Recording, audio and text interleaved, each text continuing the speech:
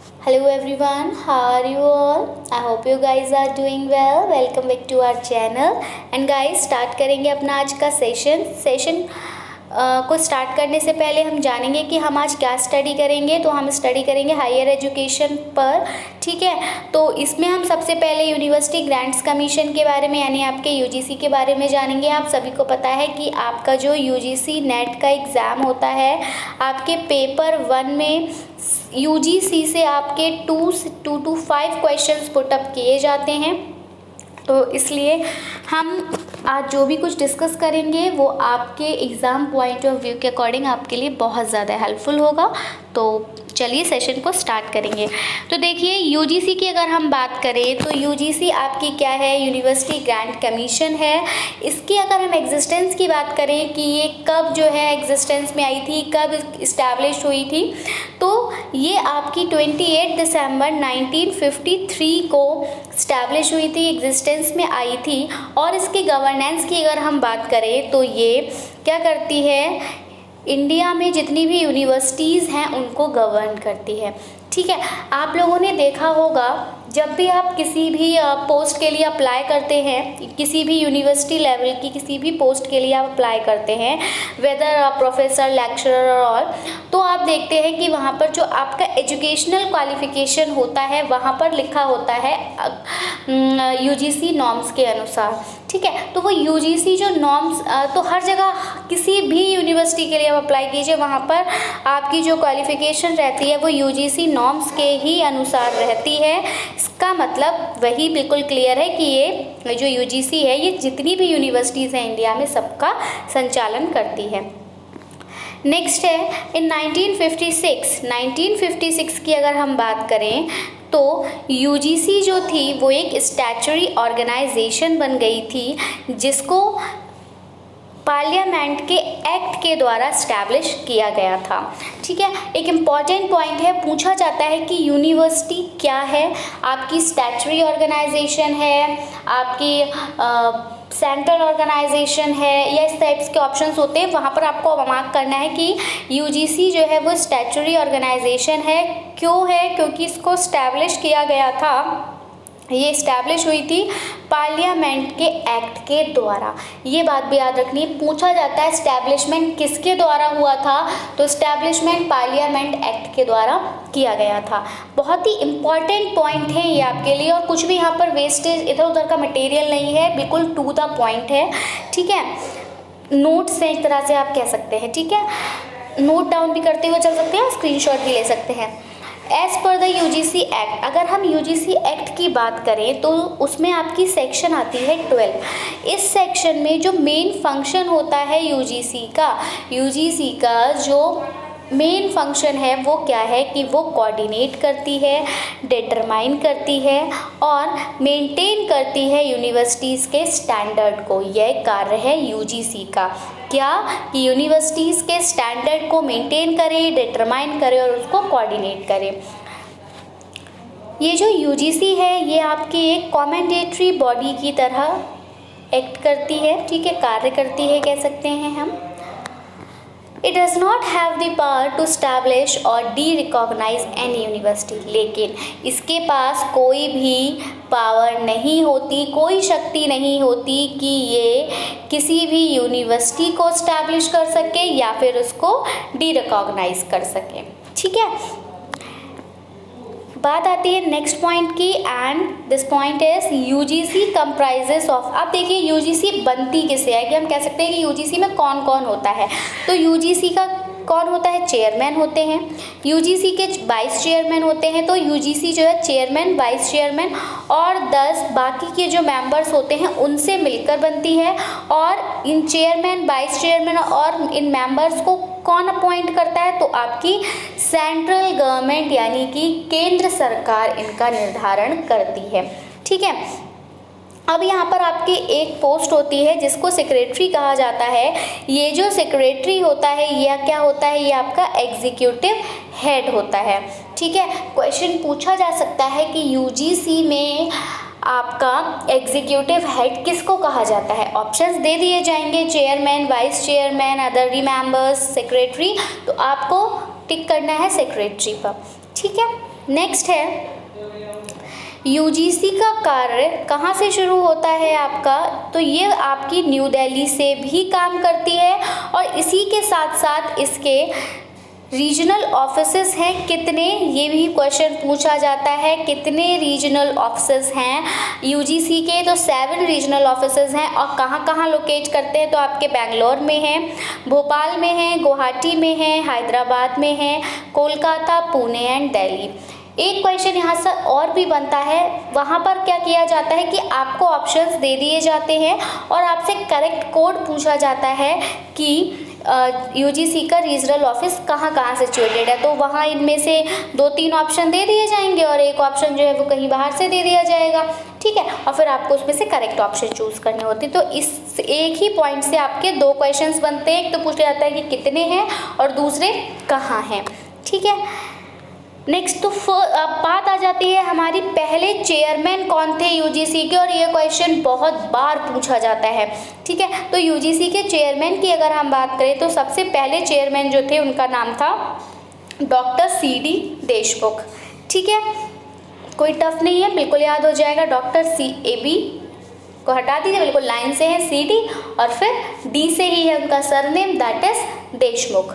ठीक है, नेक्स्ट है आपका यूजीसी इम्प्लीमेंट्स न्यूमरस स्कीम। आप देखिए ये जो यूनिवर्सिटी ग्रांट कमीशन है इसमें कुछ स्कीम्स को भी क्या किया था, इम्प्लीमेंट किया था, और किस उद्देश्य के साथ किया था, इस उद्देश्य के साथ किया था कि वो हमारी जो हायर एजुकेशन है उसकी क्वालिटी को क्या करेगी, इम्प्रूव करेगी। तो इस उद्देश्य के साथ कुछ स्कीम्स को लॉन्च किया था, किसने, यूजीसी ने। अब ये स्कीम्स कौन कौन सी थी इनको देख लेते हैं।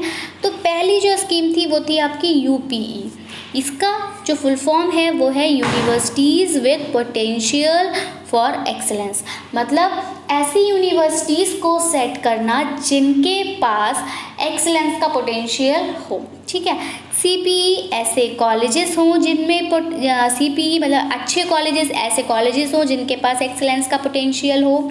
नेक्स्ट है आपका CPEPEA यानी कि centre with potential for excellence and a particular area. ठीक है, अब किसी भी एक पर्टिकुलर एरिया के लिए एक्सीलेंस का एक सेंटर बनाया जाए।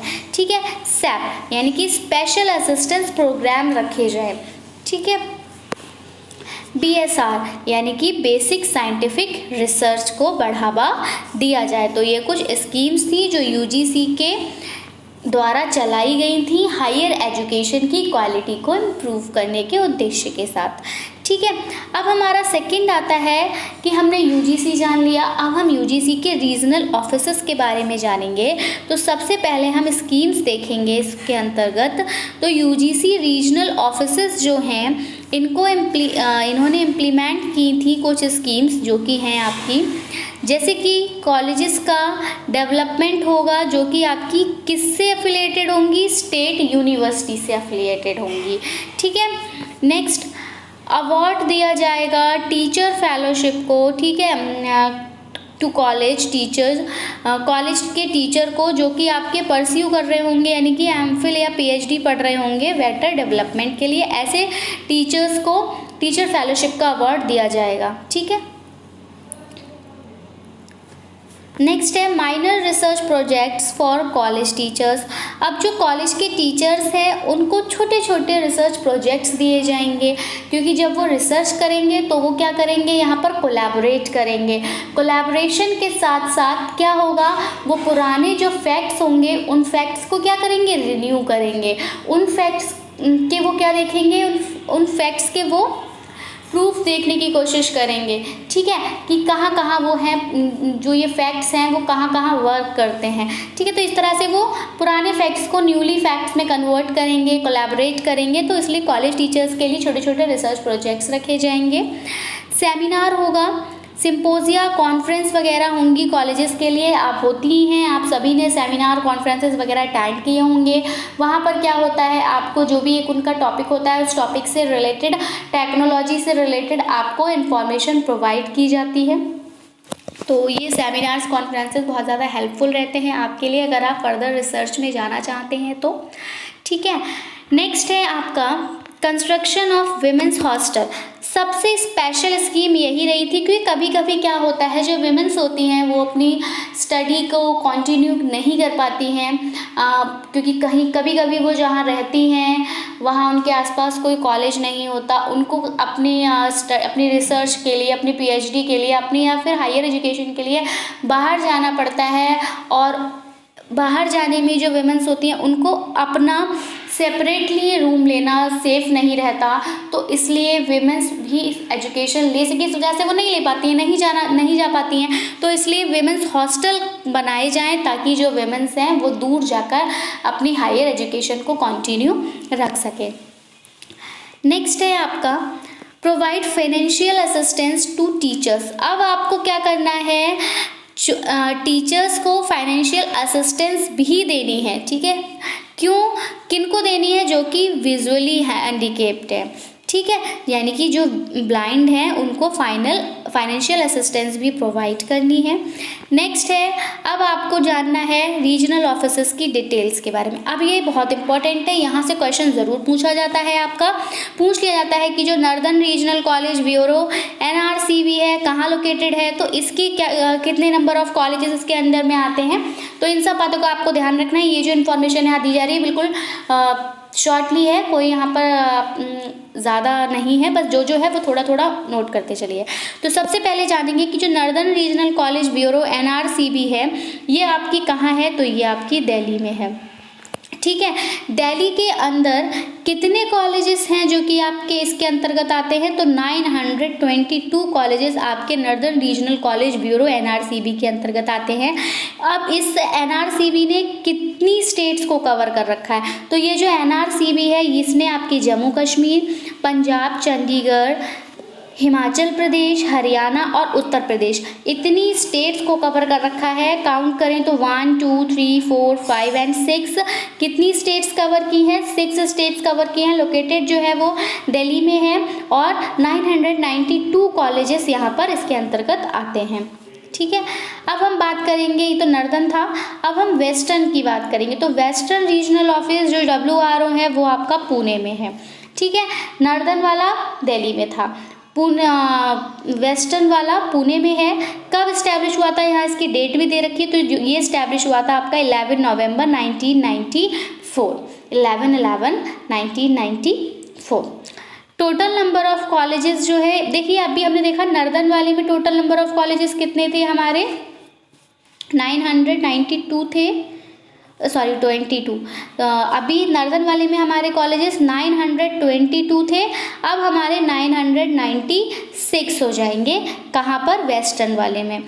स्टेट, अब इसने कौन कौन सी स्टेट्स को कवर कर रखा है, वहाँ उन्होंने 6 स्टेट्स कवर की थी नॉर्दर्न वाले में, और यहाँ पर इन्होंने स्टेट्स कवर कर रखी है आपकी Maharashtra, Goa, Gujarat, Dadar and Nagar Haveli, Daman and Diu, ठीक है। नेक्स्ट हम बात करेंगे अब ईस्टर्न रीजनल ऑफिस की, ERO की अगर हम बात करें तो इसकी लोकेशन अगर हम देखें तो कहाँ है आपकी, कोलकाता में है। तो नॉर्दर्न कहाँ थी, दिल्ली में थी, वेस्टर्न कहाँ थी, पुणे में था, ईस्टर्न कहाँ है आपका, कोलकाता में है। उसका जो इस्टेब्लिशमेंट हुआ था आपके वेस्टर्न वाले का 11 नवंबर 1994 को हुआ था, और ईस्टर्न वाले का जो इस्टेब्लिशमेंट है आपका वो 3 सितंबर 1996 को हुआ था, ठीक है। तो 3/9/1996 को आपका ईस्टर्न रीजनल ऑफिस ERO का एस्टैब्लिशमेंट हुआ था।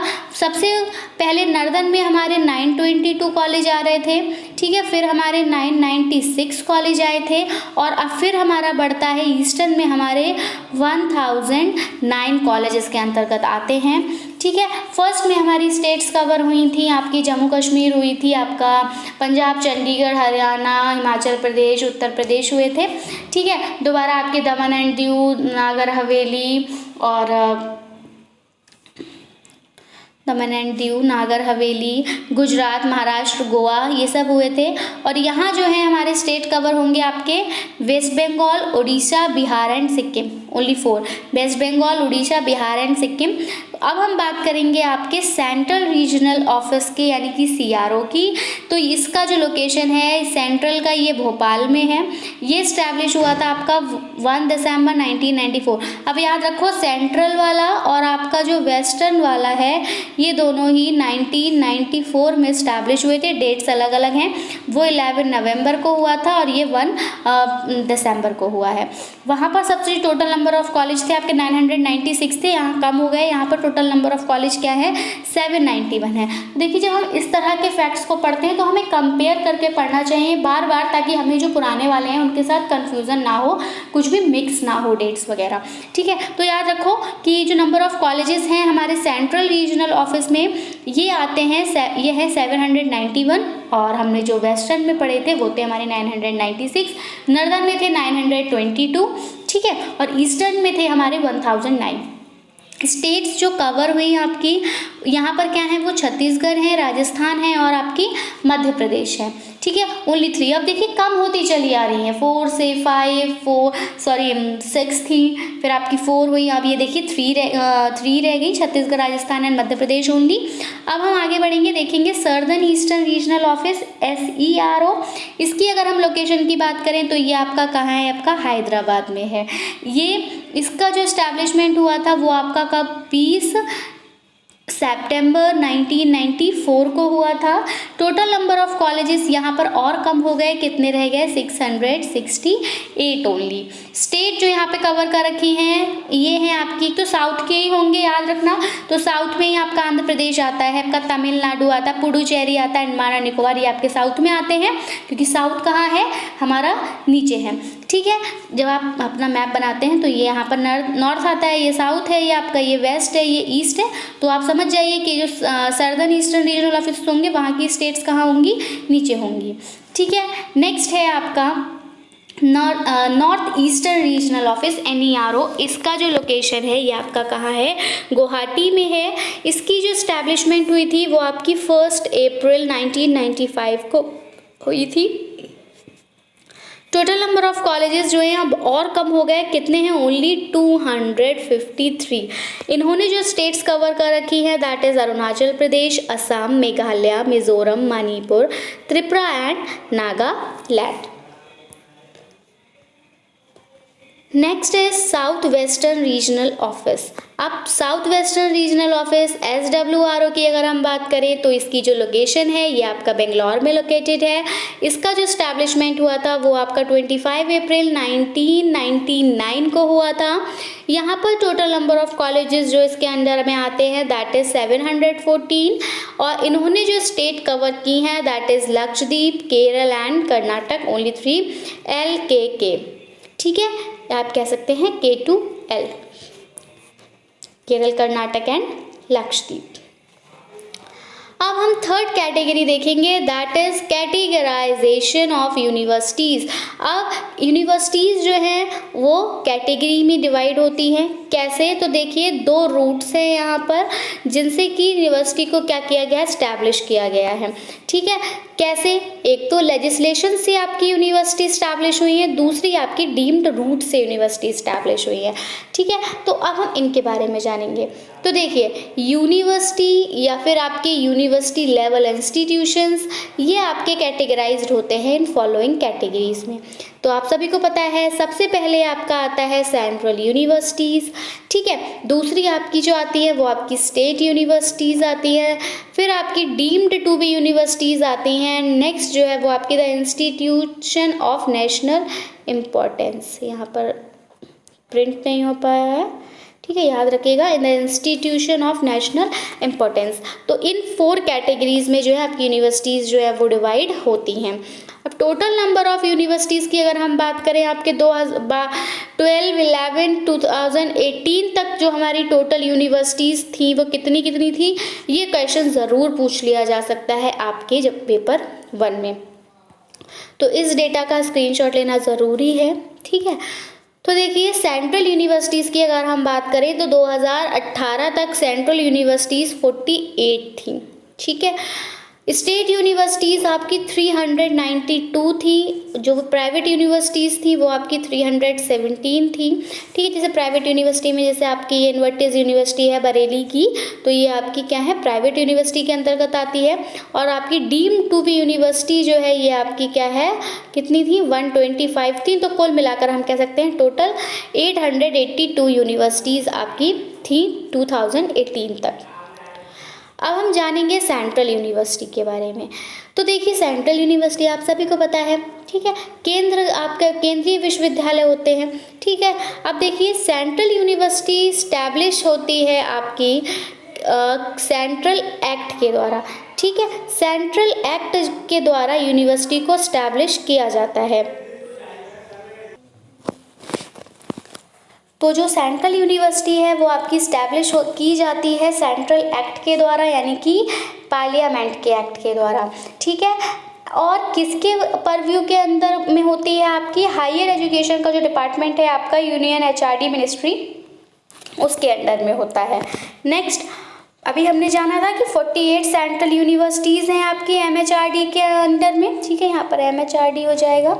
इसका आपको पता ही है, एनईपी 2020 के अकॉर्डिंग अब इसका नेम चेंज हो गया है, अब इसको एजुकेशन मिनिस्ट्री के नाम से जाना जाता है ना।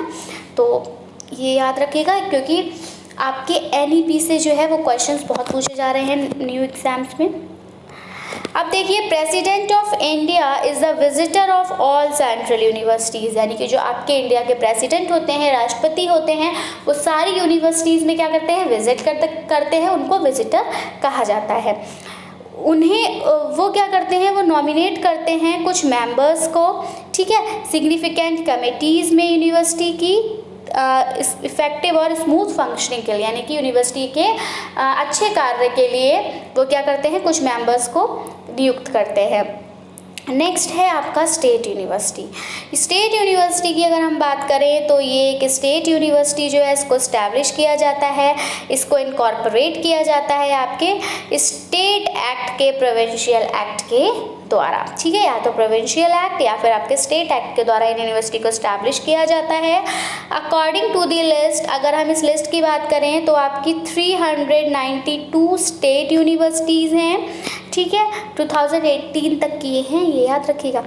प्राइवेट यूनिवर्सिटी की अगर हम बात करें तो प्राइवेट यूनिवर्सिटी आपकी एक यूनिवर्सिटी होती है जिसको स्टैब्लिश किया जाता है आपके स्टेट और सेंट्रल एक्ट दोनों के द्वारा। ठीक है, और एक वहाँ पर स्पॉन्सरिंग बॉडी होती है। ठीक है, स्पॉन्सरिंग बॉडी जो है वो एक सोसाइटी होती है जो जिसको कि रजिस्टर किया जाता है आपके, या जो कि रजिस्टर्ड होती है आपकी सोसाइटी रजिस्ट्रेशन एक्ट के अंडर। और ये सोसाइटी रजिस्ट्रेशन एक्ट है ये आपका कब हुआ था, 1860 में हुआ था। दूसरे लॉ की अगर हम बात करें जो उस टाइम के जो कि आपके फोर्स में था स्टेट में या फिर आपके पब्लिक ट्रस्ट में या फिर किसी कंपनी में, जो कि रजिस्टर होता है आपका कंपनी एक्ट 1956, जो कि आपके सेक्शन 25 के अंतर्गत आता है। अब हमारी 317 प्राइवेट यूनिवर्सिटीज़ हैं यूजीसी के अंडर। ये यूनिवर्सिटीज़ जो हैं ये आपकी डिग्री तो देती हैं, लेकिन इनको ऑफ कैंपस एफिलिएटेड कॉलेज में इनको अलाउ नहीं किया जाता है। नेक्स्ट है हमारी डीम्ड टू बी यूनिवर्सिटी। तो ये जो डीम्ड यूनिवर्सिटी होती है इनको हाई परफॉर्मिंग इंस्टीट्यूशन की तरह रेफ़र किया जाता है और इनको ऐसा डिक्लेयर किया जाता है आपके सेंट्रल गवर्नमेंट के द्वारा यूजीसी एक्ट 1956 के अंतर्गत सेक्शन 3। डीम्ड यूनिवर्सिटी आपके एंजॉय करती हैं एकेडमिक स्टेटस को और यूनिवर्सिटी के प्रिविलेज को। ये यूनिवर्सिटीज़ क्या करती हैं, डिग्री देती हैं स्टूडेंट्स को कोर्स के लिए। ठीक है, जो कि कोर्सेज ऑफर होते हैं कन्फ्रेंटमेंट के टाइम पर। ठीक है, और दूसरे कोर्सेज के लिए भी क्या करती हैं, अलाइड करती हैं जो भी इनके अप्रूव कोर्सेज होते हैं। ये यूनिवर्सिटीज़ जो होती हैं ये आपको डिग्रीज़ भी अवार्ड करती हैं, कन्वेंशनल जनरल डिग्री प्रोग्राम जैसे बीए, बीकॉम, बीएससी और एमए, एमएससी। और यहाँ पर आपकी 125 डीम्ड टू बी यूनिवर्सिटीज़ हैं यूजीसी लिस्ट के अकॉर्डिंग। लास्ट है आपका जो इंस्टीट्यूशन ऑफ नेशनल इम्पोर्टेंस। तो यहाँ पर आप देखेंगे कि ये इंस्टीट्यूशन स्टैब्लिश होता है आपके पार्लियामेंट एक्ट के द्वारा, और इसको डिक्लेयर किया जाता है कि एक ऐसा इंस्टीट्यूट है जिसकी अपनी क्या है, एक राष्ट्रीय इम्पोर्टेंस, एक नेशनल इम्पोर्टेंस है। यहाँ पर आपकी 91 इंस्टीट्यूट आते हैं इस लिस्ट के अंतर्गत, IIMS। ठीक है, अब जो major focused Indian government initiatives लिए गए थे हायर एजुकेशन के लिए, जो वो क्या हैं कि स्किल इंडिया इनिशिएटिव लिया गया था कि कौशल भारत हो। आपने सुना होगा, आपकी जो PM थे उन्होंने कहा था कि भारत कैसा होना चाहिए, आपका स्किल इंडिया होनी चाहिए, सबके अंदर कोई ना कोई हस्त कौशल ज़रूर होना चाहिए। ठीक है, तो ये स्कीम लॉन्च की गई थी। देखिए आगे आपका mister Narendra Modi prime minister of India के द्वारा, उन्होंने कहा था प्रत्येक व्यक्ति के पास अपना एक हस्त कौशल होना चाहिए ताकि वो क्या कर सके, सर्वाइव कर सके। तो टारगेट दिया गया था इस इनिशिएटिव के अंदर, उसको सेट किया गया था 400 मिलियन सिटीजन्स पर 2022 तक। ठीक है, कि वो आपके इंडस्ट्री ओरिएंटेड रहेंगे। नेक्स्ट इनिशिएटिव लॉन्च्ड, जो दूसरा इनिशिएटिव लॉन्च हुआ था उसमें आपके वेरियस प्रोग्राम्स आते हैं, जैसे कि आपने प्रधानमंत्री कौशल विकास योजना के बारे में सुना होगा, नेशनल पॉलिसी सुनी होगी आपने स्किल डेवलपमेंट और एंटरप्रेन्योरशिप के लिए 2015, और आपका स्किल लोन स्कीम। तो अब प्रधानमंत्री कौशल विकास योजना ये एक फ्लैगशिप प्रोग्राम है जिसमें कि आपके इंसेंटिवाइजिंग स्किल आती हैं, जो कि आपको ट्रेनिंग जिसकी दी जाती है, जिससे कि आपको फाइनेंशियल रिवॉर्ड्स दिए जाते हैं आप जब अपनी ट्रेनिंग को कंप्लीट कर लेते हैं तब। ठीक है, दूसरा आपका national policy for skill development और एंटरप्रेन्योरशिप जो है, उसमें ये आपका ये जो स्किल होती है ये आपकी विज़न पर बेस होती है। यहाँ पर जो है मोस्टली इंडियन यूथ को ये स्किल इंडियन यूथ ही लेते हैं। यहाँ पर क्या होता है, हाई स्टैंडर्ड्स के साथ जो है वो, हाँ भाई यूथ बढ़ रहे हैं क्योंकि ये मॉडर्न इंडस्ट्रीज़ के लिए रेडी हैं। ठीक है, मॉडर्न इंडस्ट्रीज़ में वर्क करने के लिए ये पॉलिसी प्रमोट करती है एंटरप्रेन्योरशिप स्किल्स को यूथ में, वेल्थ को क्रिएट करने के लिए और एक अच्छा एम्प्लॉयमेंट देने के लिए सिटीजन्स को। ठीक है, अब आपकी जो स्किल लोन स्कीम है ये किस लिए, आप सभी को पता है लोन आप लोग किस लिए लेते हैं, अपना घर बनाने के लिए, अपने एजुकेशन के लिए, और भी आपके वेरियस कारण रहते हैं। तो ये डिज़ाइन होता है लोन देने के लिए आपको 5,000 से लेके 1,50,000, ठीक है, टू 3.4 मिलियन इंडियंस को दिया गया जो कि प्लानिंग करते हैं अपनी स्किल्स को डेवलप करने के लिए आने वाले 5 सालों में। ठीक है, तो that was all about our session. I hope आपको वीडियो पसंद आया होगा। वीडियो पसंद आया हो तो प्लीज़ इसको लाइक करें, अपने फ्रेंड्स में शेयर करें। That's it from my side. I will be coming back with some new important questions और important topics. Till then take care and bye bye. Thanks for watching. Thanks, have a nice day. आप देख लीजिएगा आपके exam में इससे बाहर कोई question नहीं आने वाला। वो जो आपके 2 से 5 क्वेश्चन आएंगे वो आपके इसी कंसेप्ट पर बेस्ड होंगे।